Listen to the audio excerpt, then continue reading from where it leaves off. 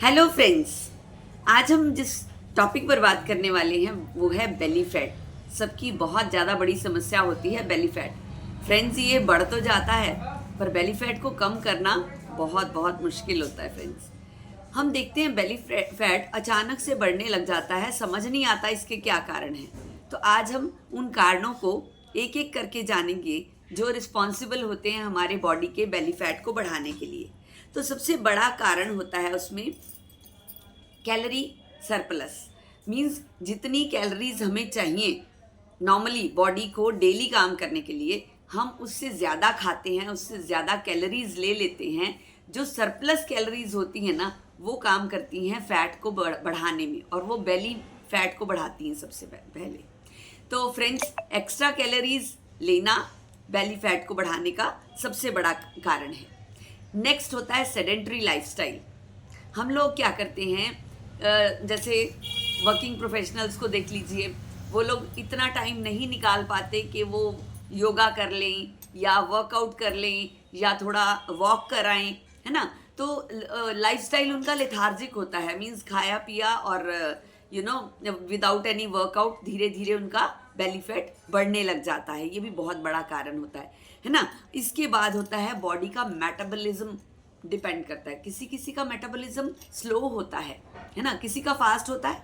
वो कितनी भी इनटेक ऑफ कैलोरीज कर लेते हैं पर उनको ज़्यादा उनका बेली फैट ज़्यादा तेज़ी से नहीं बढ़ता। और किसी किसी का ऐसा होता है कि बहुत कम खाया पर फिर भी उनका बेली फैट तेज़ी से बढ़ता है। वो कंपैरिजन करते हैं कि यार तू तो ज़्यादा खाता है, तेरा बेली फैट फिर भी नहीं बढ़ता, और मैं इतना कम खाती हूँ और मेरा इतनी तेज़ी से बेली फैट बढ़ रहा है। द रीज़न इज़ उनका मेटाबॉलिज्म स्लो है।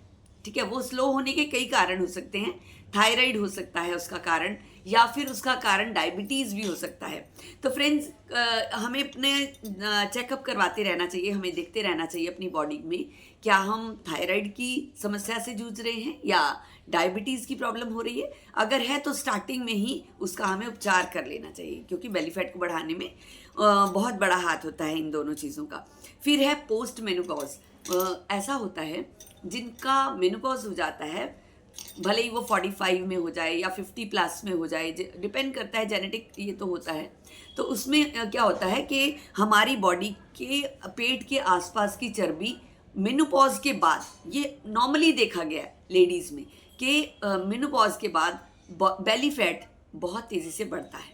तो फ्रेंड्स, हमें अपने उस टाइम पे हमें अपने फूड को बड़े ध्यान से देखना पड़ेगा। उस टाइम हमें कैलोरी कम से कम लेनी है, न्यूट्रिएंट्स मैक्सिमम लेने हैं, जिसमें आप सैलेड्स ले सकते हैं। देखिए, चीज़ें हम बाद में बताएंगे, अभी तो हम कारणों की चर्चा कर रहे हैं। तो कारण होता है हमारा पोस्ट मेनोपॉज, है ना, उसमें भी बढ़ता है। उसके बाद होता है जेनेटिक रीजंस। कई बार किसी किसी के पेरेंट्स में मम्मी बड़ी मतलब बड़ी फ्लैबी सी हैं, उनके पेट पे चर्बी है ना, शुरू से ही, है ना। सिस्टर बड़ी वाली है, उसके भी चर्बी बढ़ी हुई है, मीन्स शरीर गोल मटोल है।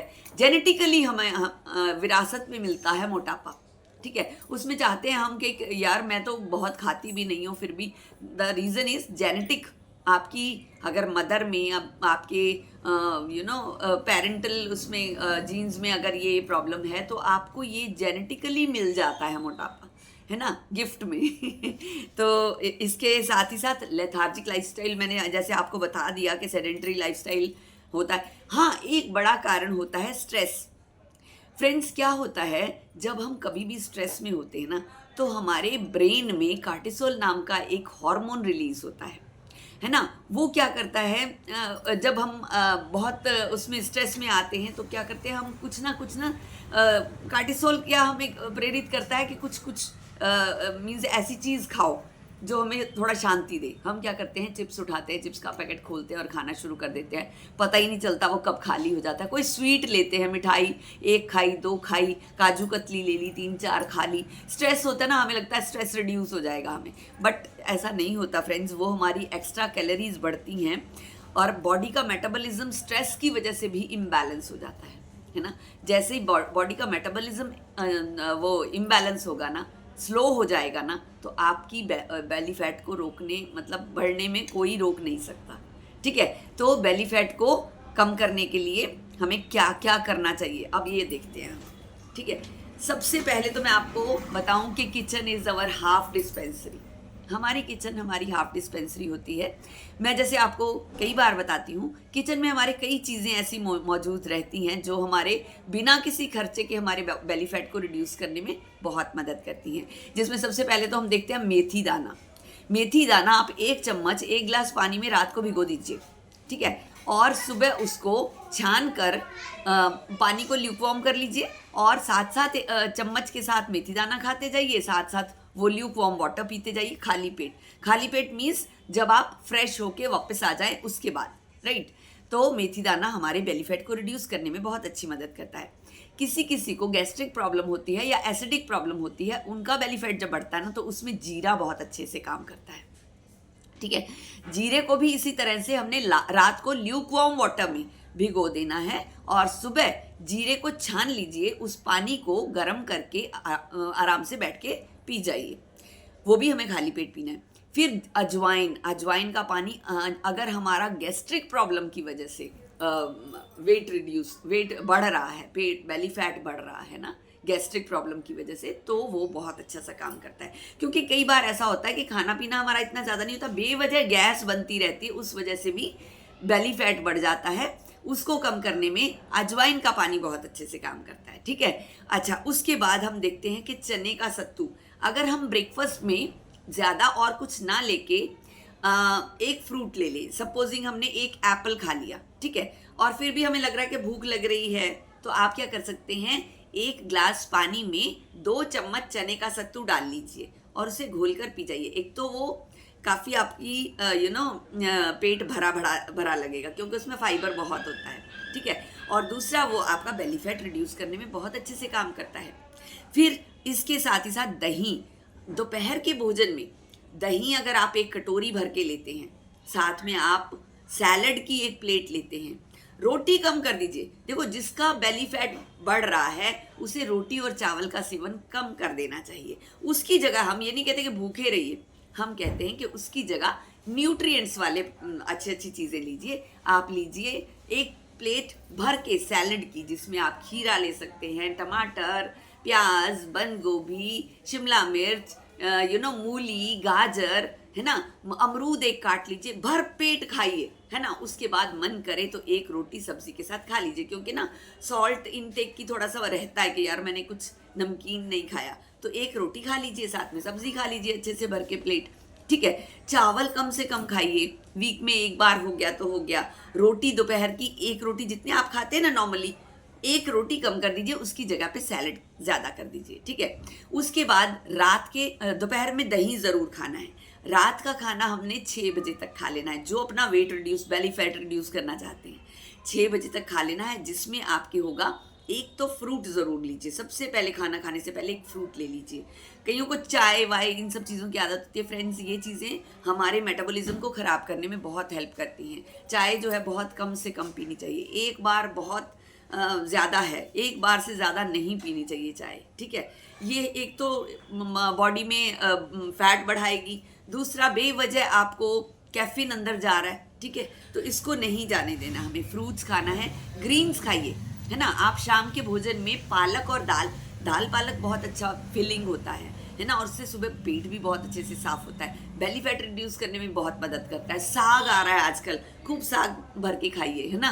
तरह तरह के साग आ रहे हैं, मेथी आलू बना लीजिए, कभी कभी पालक का साग बना लीजिए, कभी आप सरसों का साग बनाइए और खाइए। फ्रेंड्स, ये सब चीज़ें अगर आप करते हैं ना, तो आपको बहुत मदद मिलेगी अपने बेली फैट को रिड्यूस करने बिना मेहनत के।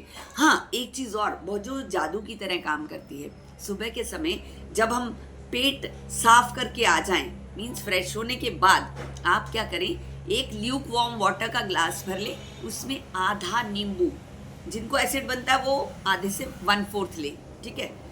1/4 नींबू लेंगे जिनको एसिड बनता है, जिनको नहीं बनता वो आधा नींबू ले और उसमें 2 चम्मच शहद डालें और उसको घोल के पी जाए।